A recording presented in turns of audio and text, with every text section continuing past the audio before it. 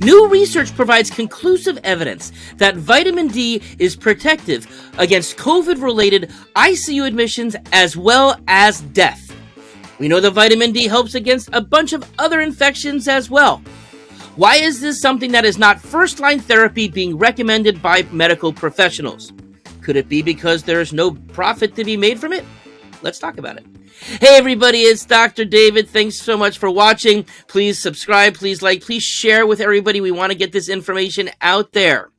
Now, this really big study that came out, it was just published this past week, came out of Italy that it was a meta-analysis, which means they looked at a whole bunch of studies together and combined them to come up with conclusions. Now, of course, there are different ways that studies are set up, different numbers of people, different types of doses, intervals, all types of things. So a good meta-analysis will actually be able to control for all of those things to make a more grand conclusion.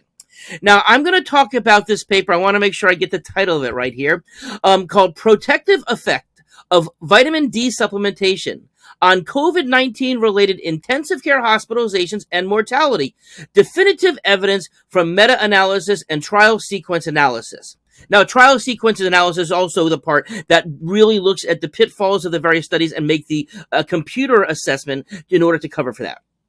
Now, first of all, it is very uncommon that a medical paper will have the word definitive in it. Not something you see. So that's pretty strong that they're able to actually use that word in the first place.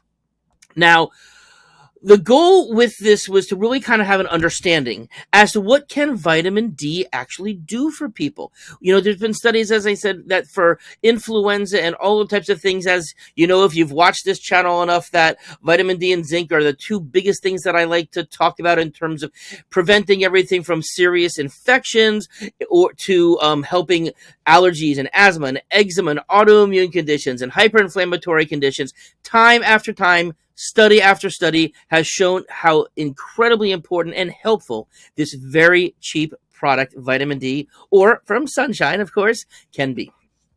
Now, what they were able to find, now, they as I said, there were different strengths, different lengths of times doing it, but what they found in this meta-analysis, overall, there was a 51% reduction in death in people who got COVID for those who are taking supplements of vitamin D versus people who are not.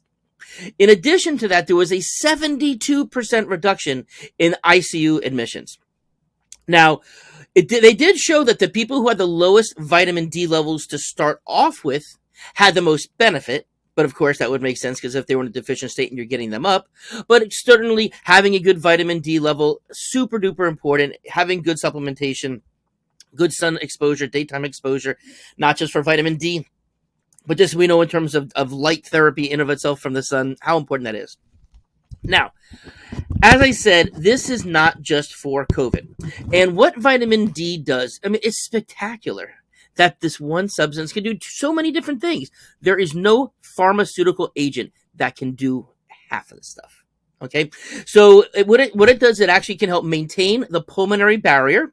So the function there. So as you may know, we have oxygen comes in through the airways, gets to the alveoli, the air sacs, and that's where the oxygen exchange happens. Where these air sacs have just one single cell lining, and on the other side of that is where the blood is, and that's how oxygen gets into our blood. So vitamin D is protective of the barrier in between those in order to make oxygen exchange take place. Nitrogen exchange on the exhale too. Now also, vitamin D has been shown to promote the production of small proteins that have antimicrobial effects in and of themselves. It's been shown to enhance white blood cell activity, B cells and T cells. What it's also been shown to do is to reduce inflammatory cytokines. Now, if you remember, we've talked about cytokine storms. We've talked about that it's actually the body's immune response in an overactive way that is causing some of the most serious things, such as myocarditis, such as the MIS-C that's been seen in children, etc.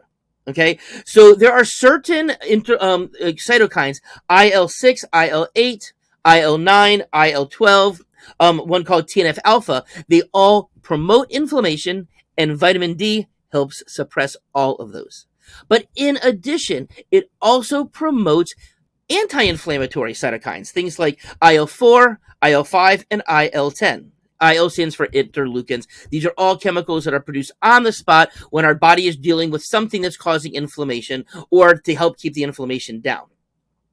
Now, why doesn't everybody know about this? Okay, in early 2021, I believe it was, Dr. Fauci, Anthony Fauci, went on national TV and said the importance of vitamin D. He said that he took 5,000 units a day, which is something, if you follow us, as a very standard dose, maybe for some not enough.